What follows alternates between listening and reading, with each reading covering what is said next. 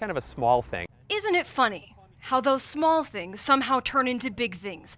And in this case, 5 giant smiles. I didn't expect this much. I didn't expect to see you and Jim here. John Lohan has been an MBTA bus driver for nearly 20 years. And yes, he loves his job. Some people told me when I was new, oh, you're new, you're happy, but wait 5 years, you'll be grumpy. But after nearly 19 years, I don't think it's has settled in yet.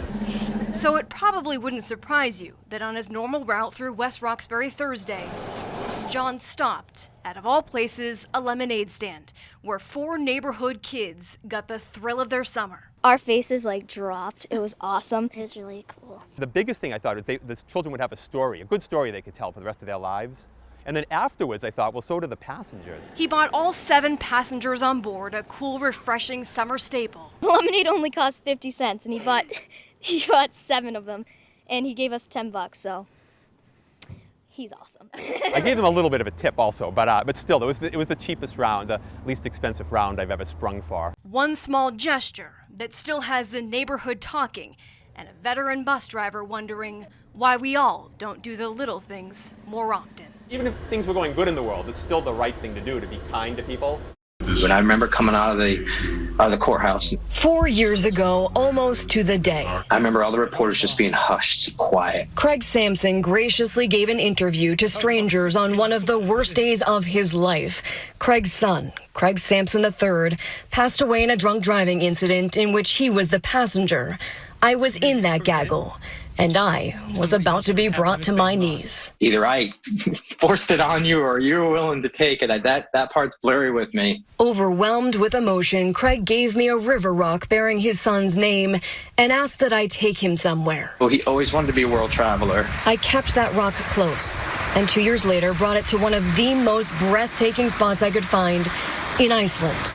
But time had passed and I misplaced the family's contact information. It haunted me.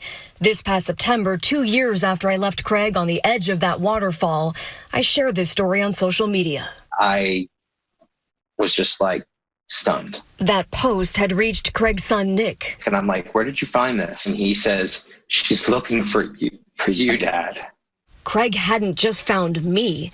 He had found a growing community of people who had also taken his late son globetrotting. In the loss, there's love. In the loss, there's support. We have all lost so much this year. Love is what I had with Craigie, and love is what has continued to get me through. Craig Sampson will always carry a hole in his heart, but above all else, he carries gratitude and maybe a few rocks. I balance what I've lost with what I have.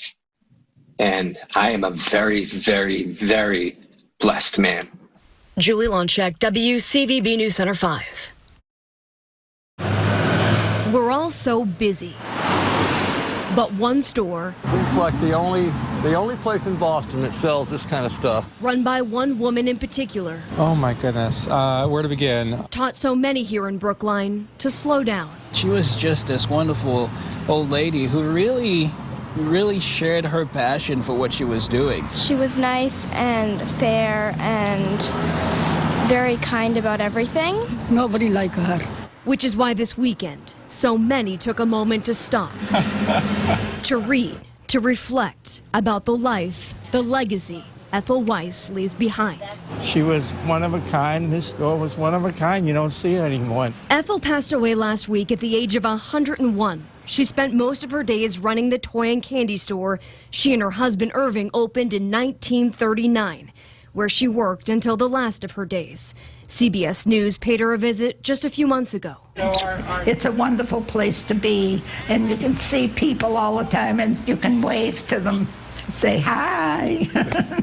Since her passing, hundreds have come to say hi one final time. I think the thing that was most important in my mother's life is you always do the best you can.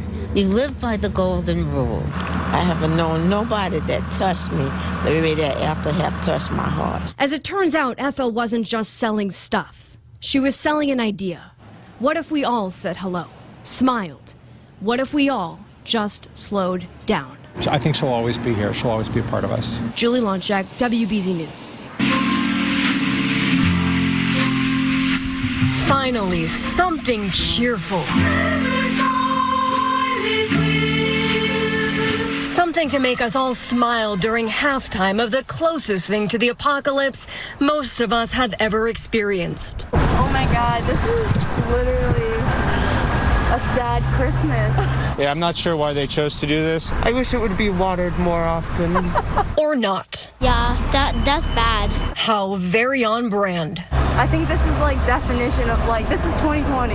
The city of Boston ordered 41 Christmas trees from Nova Scotia, but like a lot of us this year, this little guy arrived with already ruffled feathers. So battered and broken, so weathered and worn, just so emblematically exhausted.